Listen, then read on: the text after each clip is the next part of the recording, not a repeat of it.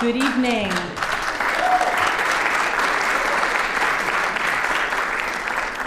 My name is Julie Bunchek, and I'm the Lecture in Fine Arts Coordinator here at UWMC.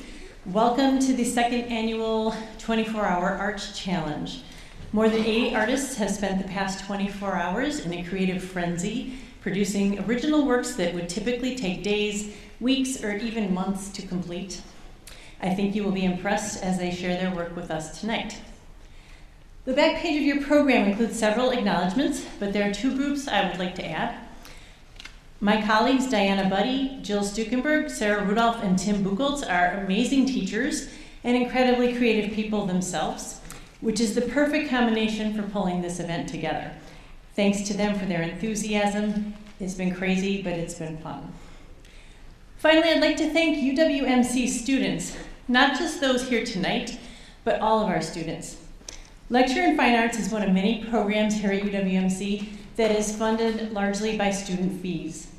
Without your support, events like this just would not be possible. Our theme for this event is Welcome Home. Our professors will explain how each of their challenges worked off of this theme. First, I'd like to introduce art professor Diana Buddy, who will explain the art challenge.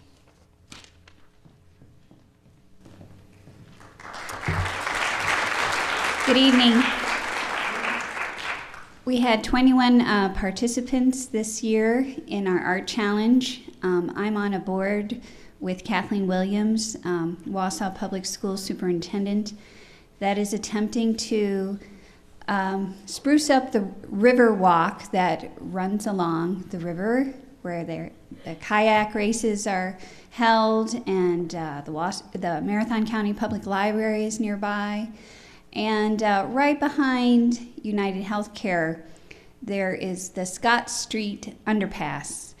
And so that has been identified as kind of a blight on the river walk. And so the challenge this year was to either do all 8 walls, as the number 21 participant did, or choose one wall in that area and create a design for a mural or some other artwork there. Everyone pretty much did the mural design. So you were given a program, and inside the program there's a ballot, and I'd like you to, if you haven't already, choose the mural design that you think is the most wonderful out there. And it's nice also to write a little something about why, because if the person isn't chosen, maybe one person chose them and they get some feedback. Also, I'd like to thank Yankees Bookstore, who is giving a $50 gift certificate to the winner. And now I'd like to introduce Jill Stukenberg, who is the creative writing professor.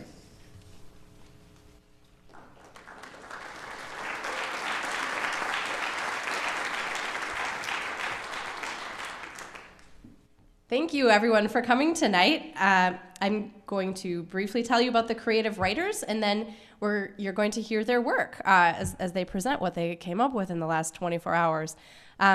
So the creative, and I want to thank the creative writing people who took this on. Like all the art forms, it's kind of daunting to show up at 3 o'clock yesterday and not know what to expect exactly. And we have seven writers who are here tonight to read their work. So we had and I think can we show the prompts? Okay, so for the creative writing, what we did is this year's challenge was, instead of giving them words, I gave the writers 6 images, and these are photographs that are taken in the Wausau area, and their challenge was to write a short piece of 500 words or less that incorporates to some degree all 6 of the images.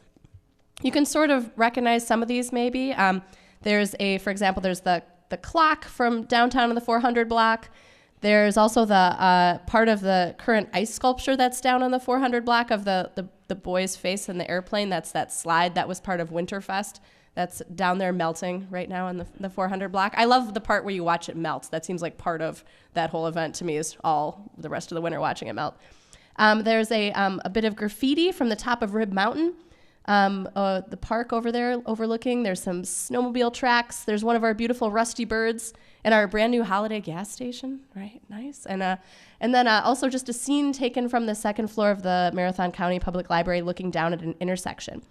So as the 7 writers come up and read their short pieces, you don't have to count the words to see if they're under 500. I mean, you can if you want, but I will verify that they did come in under 500 words.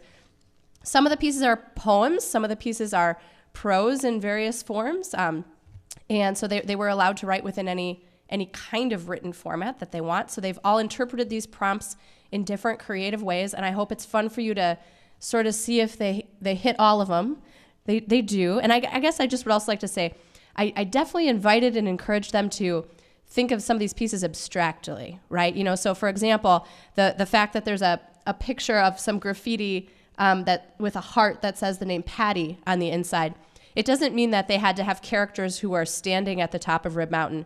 They could have interpreted that in a lot of different ways, like perhaps Patty is a character in their story, or perhaps there's just some reference in their poem to defacing public property, right? So in some way they had to touch on all 6 images.